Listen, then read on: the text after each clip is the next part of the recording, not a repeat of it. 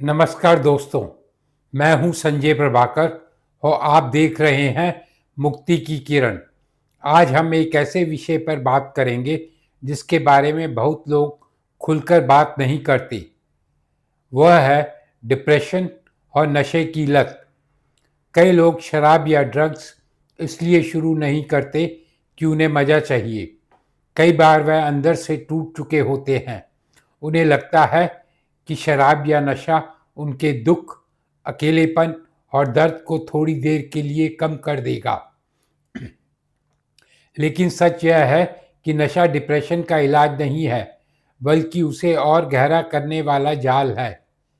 तो दोस्तों, आज सबसे पहले जानते हैं डिप्रेशन क्या है। डिप्रेशन सिर्फ उदासी नहीं है। 2-4 दिन मन खराब रहने को डिप्रेशन नहीं कहते।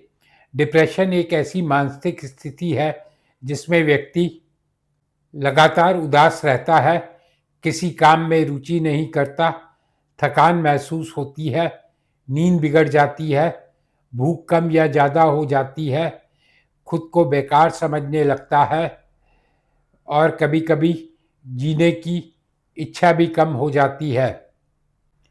अगर ये लक्षण कई हफ्तों तक बने रहें तो इसे गंभीरता से लेना चाहिए।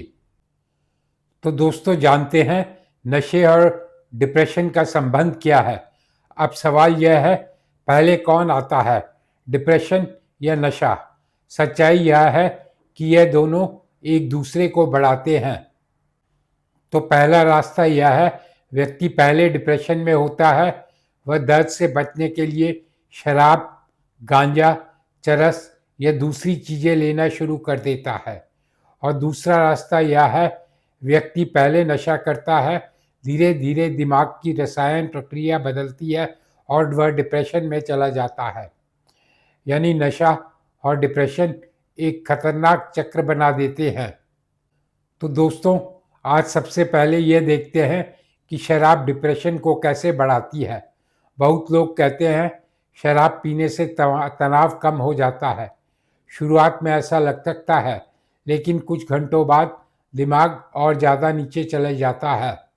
शराब क्या क्या असर करती है? असल में शराब नींद खराब करती है, सोचने की क्षमता कम करती है, आत्मविश्वास घटाती है और भावनात्मक दर्द को बढ़ाती है।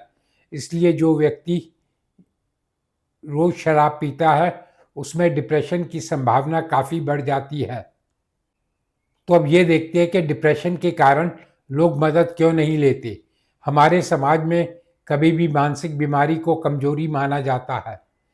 लोग कहते हैं मजबूत बनो, इतना मत सोचो, सब ठीक हो जाएगा। लेकिन डिप्रेशन सिर्फ सोच का मामला नहीं है, यह एक वास्तविक मानसिक स्वास्थ्य समस्या है और इसका इलाज संभव है। तो अब दोस्तों, ये जानते हैं रिकवरी में डिप्रेशन क्यों आता है। जब कोई व्यक्ति नशा छोड़ता है तो शुरुआत के कुछ हफ्तों या महीनों में उसका दिमाग खुद को दोबारा संतुलित करने की कोशिश करता है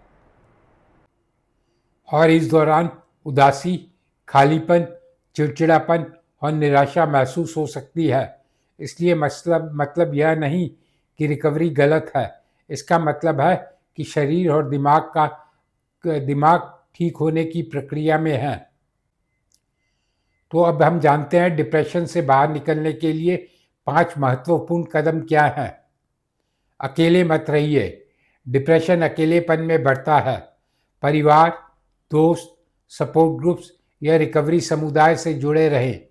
नियमित दिनचर्या बनाइए।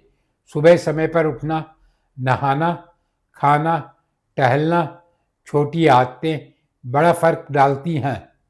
और शरीर को जरूर चलाइए। रोज 20-30 मिनट पैदल चलना भी दिमाग के लिए दवा जैसा काम कर सकता है। और चौथा, अपनी भावनाएं मत दबाइए। रोना कमजोरी नहीं है। किसी भरोसेमंद व्यक्ति से बात करना उपचार की शुरुआत हो सकती है। जरूरत पड़े तो प्रोफेशनल मदद लें। काउंसलर, मनोवैज्ञानिक या मनोचिकित्सक से मिलना बिल्कुल सामान्य बात है। तो मैं अब परिवार के लिए एक संदेश देना चाहता हूँ। अगर आपके घर में कोई व्यक्ति नशे और डिप्रेशन दोनों से जूझ रहा है तो उसे शर्मिंदा मत कीजिए। उसे ये बातें कम से कम मत कहिए, तुम कमज़ोर हो, सिर्फ इच्छा शक्ति की कमी है। इसके बजाय इसके बजाय ज़रूर कहें, हम तुम्हारे साथ हैं, मदद लेना ठीक है, समर्थन कई बार दवा से भी ज़्यादा असर करता है। तो दोस्तों, डिप्रेशन चाहे कितना भी गहरा क्या ना हो, उससे बाहर निकलना संभव है। मैंने ऐसे लोगों को देखा है जो पूरी तरह टूट चुके थे, लेकिन सही इलाज, सपोर्ट और रिकवरी के रास्ते पर चलकर एक नई ज़िंदगी शुरू कर पाए हैं। तो याद रखिए, अंधेरा स्थायी नहीं होता, एक छोटी सी किरण भी पूरी रात को बदल सकती है।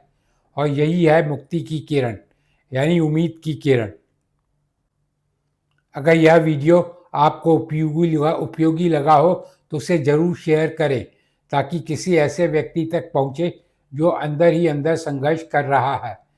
और चैनल मुक्ति की किरण को सब्सक्राइब जरूर करें, लाइक करें और कमेंट में लिखें कि मैं उम्मीद नहीं छोड़ूंगा। तो मैं हूं संजय प्रभाकर, और अगले वीडियो में फिर मिलेंगे एक नए विषय के साथ। नमस्कार।